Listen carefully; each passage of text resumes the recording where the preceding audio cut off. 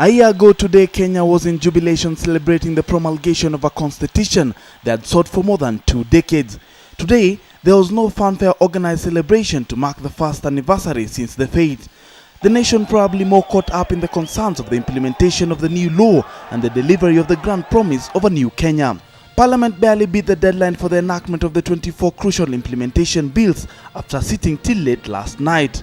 Despite this effort, critics say that the process has been marred by several shortcomings. The political parties' bill, for instance, generated heated debate on the floor of the House. At one point, angry women MPs led by Gishugu Member of Parliament Martha Karua almost threw into jeopardy the entire process as they threatened to stop parliamentary proceedings after 2 proposals on how to implement a rule on gender representation were rejected. Critics also argue that the MPs also mutilated the Elections Bill 2011 by introducing controversial amendments seen as only promoting and protecting the interests of the political class. The MPs changed the threshold for the recall of an MP to make it harder for voters to recall a non-performing legislators. MPs also changed the recall clause to ensure that a recall petition is signed by at least 50% plus 1 of the registered voters in the constituency. There are further questions with regard to the entrenchment of the rule of law culture, with the House and the Executive seen to ignore the law even in the process of implementing the new constitution. A case in point is the move by both Cabinet and Parliament, ignoring and bypassing the Implementation Commission over the enactment of the 2 bills on finance on devolved governments after the Cabinet ignored CIC recommendations for a 30-day extension to facilitate further consultation on the 2 bills.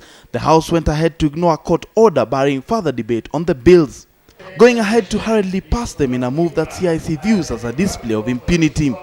These 2 bills that were passed yesterday in violation of the Constitution, and in particular in violation of the provisions of Section 14 of the 6th Schedule, which requires that CIC and CRA should be given at least 30 days to consider legislation which touches on devolved government.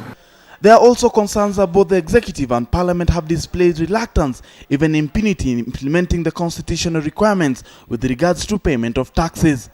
Article 210 subsection 3 of the Constitution clearly states that no law may exclude or authorize the exclusion of a state official from paying of taxes. Members of Parliament, however, have been reported to be arm-twisting Treasury in allocating 1 billion shillings to pay their tax arrears and taxes for the remaining part of their term. They reportedly secretly negotiated a deal that could see MPs' salaries soar up by 1.1 million shillings and guarantee them 12,000 shillings. The Kenyan public has, however, been closely following the implementation process and are now questioning if indeed the promise for a new Kenya has aborted merely a year since the birth of the new law. Hisi ndio tumeona watu wanakimbia, ndio wabunge wanafanya kazi usiku na mchana, na haya ni mambo yangekuwa sasa yaliisha kitambo. Wale wabunge wanaogopa wasitumwe nyumbani na katiba, na hata mimi ningeomba kwanza hii mambo ya leo ifike mahali Bwana Nyachai koti iamue yale mambo yamefanywa na wabunge si ya haki. Shem, Oluchiri, KTN Saturday Night.